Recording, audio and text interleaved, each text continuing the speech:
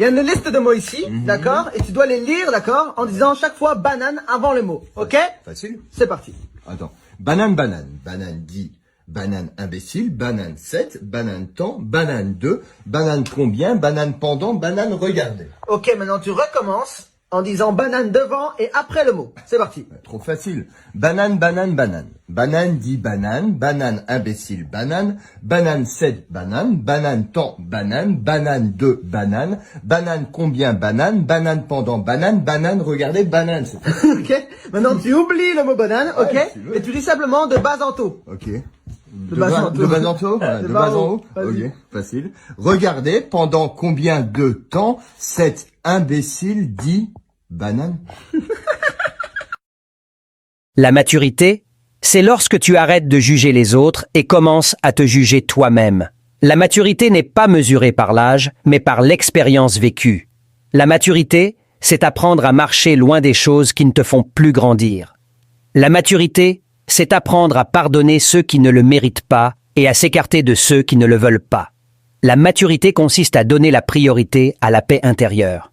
La maturité, ce n'est pas parler de grandes choses, mais de vivre simplement, parler doucement, penser profondément, agir sincèrement, écouter les autres et laisser le reste aux étoiles. La maturité, c'est accepter la responsabilité de sa propre vie et ne pas blâmer les autres pour ses choix. La maturité consiste à accepter que la perfection n'existe pas et à apprendre de ses imperfections. La maturité, c'est la capacité à exprimer ses sentiments sans blesser les autres. La maturité, c'est comprendre que la vie n'est pas toujours juste, mais que nous pouvons choisir d'être justes dans nos actions. La maturité, c'est quand tu réalises que de petites choses importent plus que de grandes. La maturité, c'est la capacité à rester calme dans les moments de stress et à garder la tête haute dans les moments de désespoir.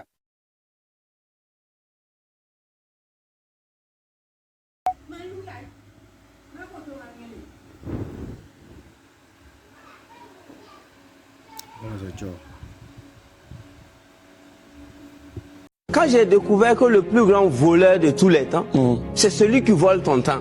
The greatest thief of all the time is the one who steals your time. Et ce voleur en Afrique s'appelle école. L'école, c'est le plus grand voleur des jeunes africains qui peut te conserver pendant 25 ans, tout en sachant qu'il n'a rien pour toi à la fin, mais il te conserve quand même. C'est pourquoi j'ai dit à la jeunesse africaine que nous ne sommes pas des Chinois, les Français, les Américains, les aînés, et ils vont à l'école pour préserver des acquis. Parce que les arrière-grands-parents étaient riches. Et si ton papa n'a rien, ta maman n'a rien, c'est toi qui cherches master, mais tu n'auras que tes yeux pour pleurer après. Parce que qu'est-ce qu'il faut faire au lieu de chercher ce qu'il faut faire, il faut chercher l'essentiel. L'essentiel, c'est de savoir lire et écrire, de savoir raisonner. Et tu rentres dans l'auto-éducation. À l'époque, la sagesse était livrée en live. Mais aujourd'hui, nous avons une jeunesse capable de prendre cours de 8h à 18h. Comme si c'était pour fabriquer des avions. Et alors qu'après, c'est juste pour devenir chômeur. Donc, on ne peut pas risquer toute une vie et une jeunesse à la recherche d'un papier sur lequel on écrit nom, prénom, diplôme et puis cachet. Je trouve que c'est risqué. Ça, c'est ce que je trouve. Donc, pour moi, nous sommes tous appelés à aller à la quête de la connaissance. Parce que Jesus Christ said, My people is dying lack of knowledge. Mon peuple meurt par manque de connaissances. Mais il n'a pas dit manque de diplôme. Il a dit manque de connaissances. La connaissance, c'est tout ce qu'il nous faut et tu dois payer le prix même qu'il faut pour connaître. D'accord. Mais est-ce que... Le sage dit, pendant que tu marches, il peut t'arriver de mettre le pied sur une épine. Tu sentiras sûrement de la douleur, mais tu feras tout ce que tu peux pour l'enlever. Fais la même chose dans ta vie. Enlève tes épines et reprends la route. Soyez toujours ce que vous êtes, avec le risque de ne pas plaire à tout le monde, mais avec la merveilleuse certitude de vous plaire à vous-même. Quand tu as bon cœur, tu aides beaucoup, tu fais trop confiance, tu donnes sans compter.